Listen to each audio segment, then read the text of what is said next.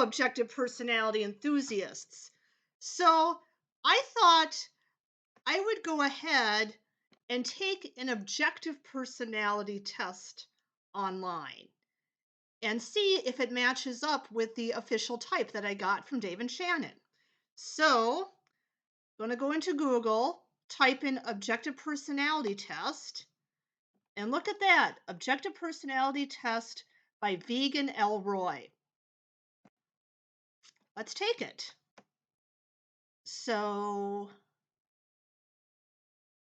it looks like this test only returns your potential savior functions, lead animal, and function stack only based on answers to 4 questions.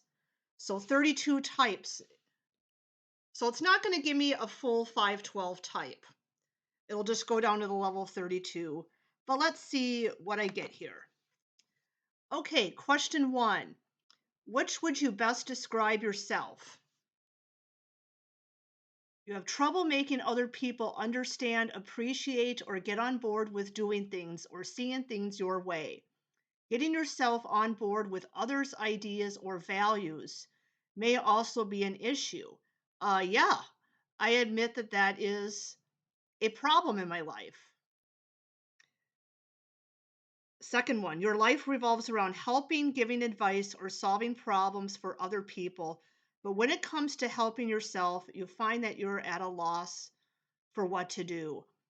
Um, no, this one doesn't really describe me that much. I do help others, give advice, but I can't say my whole life revolves around it. And when I'm helping myself, I'm only at a loss. Sometimes I don't know that it's an ongoing problem. The third one, you often encounter random things or ideas that threaten your long term goals or the integrity of pre existing structures, organizations that you utilize. Yeah, I think kind of. The last one, you have trouble devoting time to something for long enough to see your investments bear their fruits. You may have even struggled to arrive at the decision to devote time because you wanted to keep your options open. I'm kind of going against my own type here, but I kind of relate to this one as well. Um, I think for me, it's not so much that I have trouble devoting time, but I'm very impatient when it comes to seeing results. I need to see results quickly. It's not so much because I get bored with it. It's more that, okay, I'm not seeing the results that I want. I'm not getting success right away. So that will sometimes turn me off to staying with something. And yeah, and even though I'm an IJ, I will admit that sometimes I do want to keep my options open, and sometimes it can be hard to arrive at a clear decision. Um, so I would say of these 4, I would kind of rule out the second one. I mean, I can see parts of myself in 1, 3, and 4. I'm going to go against my type here, but I actually think I resonate with that first one the most. Um, yeah, I often feel like I'm not fully understood by others. People don't really see things my way, and sometimes that's kind of upsetting. And then sometimes it's like other people don't value what I value, or their ideas are different, and it's like I don't want to do it that way. I mean, sometimes I feel obligated to, but I don't really want to. Yeah, I'm going to choose the first one. Question 2. Which do you find yourself doing most often? Do you find the intake of new information to be more of a chore, or spend the majority of your time learning new things? Yeah, this one's pretty easy. The first one. Question 3. Which do you find yourself doing most often? Do you have trouble conveying reasons to other people as to why you do things a certain way, or have trouble handling or expressing your emotions or the emotions of other people? More the second one, I think. Although sometimes I have had problems with the first one. It's kind of more like I don't think they'd really understand the reason why I'm doing something. And I know I'm not going to be able to convince them, but I still resonate more with the second one. Question 4. Which do you find yourself doing most often? Do you find physical organization is something you are flexible about, or have very particular ways of organizing your environment or daily conduct? Okay, now surprisingly, this one is kind of difficult to answer because, in some ways, physical organization I can be flexible about, and I will change my way of doing things if I find that something's better. But then there'll be some things where I am very particular about. It's like, well, it's got to be this way because this is how you find things, and this is what works. So, I might say maybe very slightly towards the second one. All right, let's see what it comes up with. You have tested as TISI-S, INTP jumper. And then since it's TISI, it's automatically lead sleep. Now, this is interesting because when I first learned about objective personality, I had thought I was actually an INTP, but then I always related a lot to SI. So I thought, maybe I'm one of those INTPs that's a jumper, a TISI. That was actually a type I was considering. So kind of interesting that I got that type on this test. Now, my actual objective personality type is SITE, if you're going by 32 types. So let's see what the description says. Lead sleep types generally like to conserve energy, keep to themselves, and try to avoid doing spontaneous activities unless it's absolutely necessary. If you are one, you may have gotten comments in the past about how you're not an outgoing person, uncooperative. Alternatively, you may have heard from others that you're very introspective. Now, I would actually agree with most of this, except that people do not say I'm uncooperative. I'm usually seen as very cooperative from people. Maybe that's that feminine DE that I have. But I've often heard that I do kind of keep to myself a lot. I mean, even in the workplace, it's like I don't do a lot of chit chat.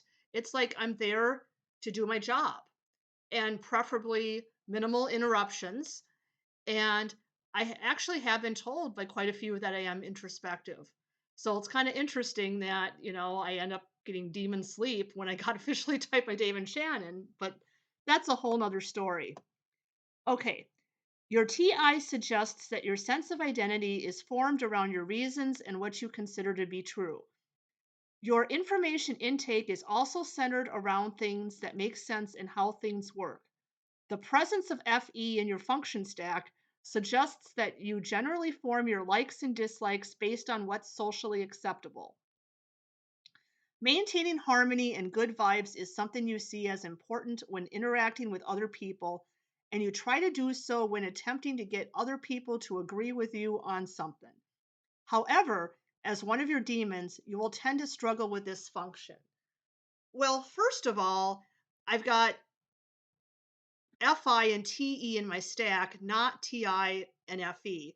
So I don't see my identity being formed around my reasons. I would say my identity is formed more around my values. The reasons are just kind of what I'm using to navigate the world around me. I do agree with my information intake being very centered around things that make sense and how things work. I think that applies to all Savior T types.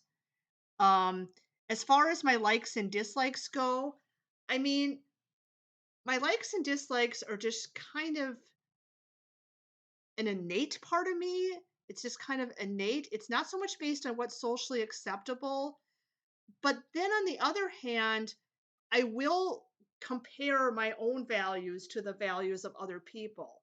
So it's like I value this, but other people value that. I still value what I value, but there can be that kind of disconnect when other people don't share my values. Um, I do think it's essential to maintain harmony and good vibes when interacting with other people. And this is why I thought maybe I had like FE in my stack, but FE as a demon, because it's like it's important to me, but then I often feel like I'm uneasy about it or unsure how to go about it. But I think harmony can also just be feminine DE in general, even feminine TE, just wanting to have that agreement with other people. And I think FI also kind of has its own version of wanting good vibes. It wants to have good vibes, it wants to be in harmony with itself. Okay, and then the final part, having SI means that the experiences you have or information taken in are stored into chronological series of events and procedures. This can be used to predict particular outcomes of future events. Your mode of information intake is also generally more abstract because of your NE. To learn things, you seek for patterns that are in the data and seek new ideas. However, as one of your demons, you're more inclined to avoid the new ideas presented. Well, I think the first part of this is definitely true about the SI and the chronological order. And then probably more so because my SI is masculine. So it is tracking that timeline. Um, I think my mode of information intake is more concrete than abstract.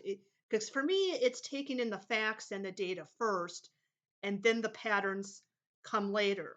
Now, if I was an INTP, even if I was an INTP jumper, NE would be second in my stack, so I'd still have pretty good access to it.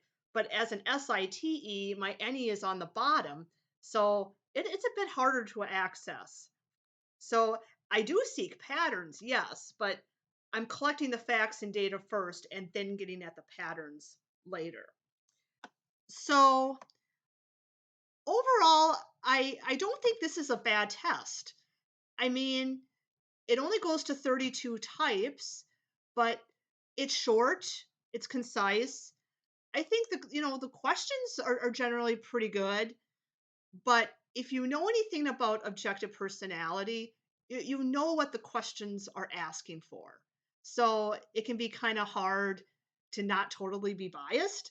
And even like with that first question, I knew I was answering it against my type, but I still chose it anyway.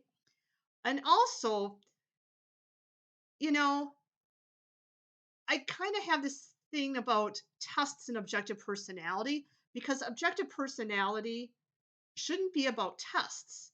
That's not the point. Objective personality is a methodology where two people independently arrive at your type, and it's impartial, and it shouldn't be about self-reporting. And this test is self-reporting basically. So in that way, it's no different than any other Myers-Briggs or typology tests out there. So I'm kind of against objective personality tests in a way, but then yet, people want tests. And I admit I'm curious about what I would get on an objective personality test as well. So so yeah, go ahead, take the test, let me know what you got. I'll post the link to the test in the job description. But please take this with a grain of salt because it is self reporting. And if you really want to accurately know your objective personality type, if you can, get typed by Dave and Shannon, or if you can't afford to get typed by Dave and Shannon, at least get typed by a couple of knowledgeable people in the community that can give you some honest feedback. That's all I have for now. Have a great day. Please like and subscribe to my channel. Bye bye.